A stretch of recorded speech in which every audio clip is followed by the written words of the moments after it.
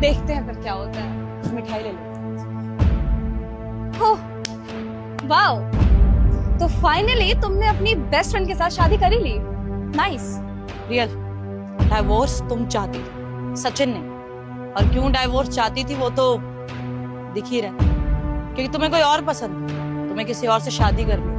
और अब सचिन की लाइफ में कुछ भी चल रहा है, तुम इंटरफेयर क्यों कर रही हो? तुम्हारे डाइवोर्स को 1.5 साल से ऊपर हो चुका है, क्यों परेशान कर रही हो उसको? सबसे पहली बात तो मैडम, आपका बोलने का कोई मतलब बनता नहीं है। और दूसरी बात की तमाशा अभी तक मैंने किया नहीं है, चाहूँ ना तो मैं कर सकती हूँ। और तीसरी बात, डिवोर्स तो मुझे लेना ही था, क्योंकि मुझे इससे जो शादी करनी थी। बट यहाँ बात मेरी नहीं हो रही है, बात इसके जमीर की हो रही है। तो पता है क्या कहता था कि प्रिय मैं तुम्हारे बिना रह नहीं सकता, इतनी बड़ी बड़ी बातें करता था कि मुझे छोड़ के मत जाओ, और मेरे छोड़ते ही तुमसे शादी कर ली। ग्रेट, वैसे मुझे पता था, वैसे भी लड़के ऐसे ही होते हैं। प्रियल देखो, जो भी हुआ ना बहुत अच्छा हुआ।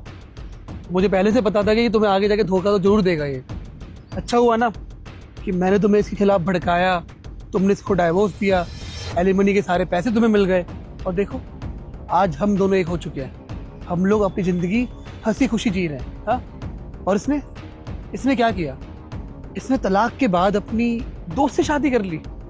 इसका मतलब साफ साफ है कि तुमसे कभी प्यार करता ही नहीं था ये। और तुम्हें पता है अनुराग, कहीं ना मेरे अंदर थोड़ा सा रिग्रेट था कि मैंने शायद इसके साथ गलत किया। लेकिन आज इन दोनों को देख के मुझे लग रहा है ना कि मैंने जो किया ना बिल्कुल सही किया। ऐसे लोगों के साथ ना ऐसा ही करना चाहिए। कुछ तो होना तुम। बहुत खुश हूँ मैं। यही चाहिए था मुझे। ध्यान रखना तुम। चलना चलो। खाम खा के ओवर एक्टिंग। तू क्या खड़ी है यहाँ पे?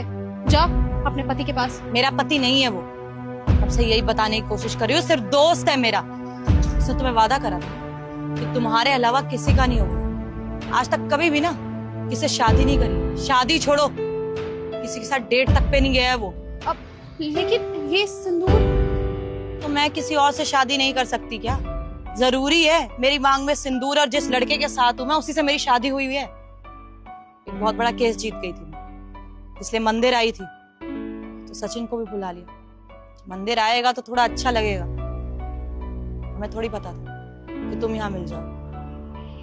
एक बात बोलूं प्रिया, सचिन तुमसे बहुत प्यार करता है, लेकिन तुम्हें कभी उसका प्यार दिखा ही नहीं। जब मैंने उसका केस लड़ा था ना, तो उसने मुझे बोला था कि मैं प्रियल को सब कुछ देना चाहता हूँ, मेरी सारी प्रॉपर्टी, मेरा बिजनेस, इवन जो मेरी कमाई हो रही होगी ना, वो भी महीने टू महीने में उसको दे दूंगा। मुझे कुछ नहीं चाहिए, बस वो खुश रहने से। तो मैंने थोड़ा फाइट करा कि उसके पास कुछ तो रहे जिंदगी जीने के लिए, और अभी भी ना बस वो उदास ही घूमता है। लेकिन तुम्हें ये बात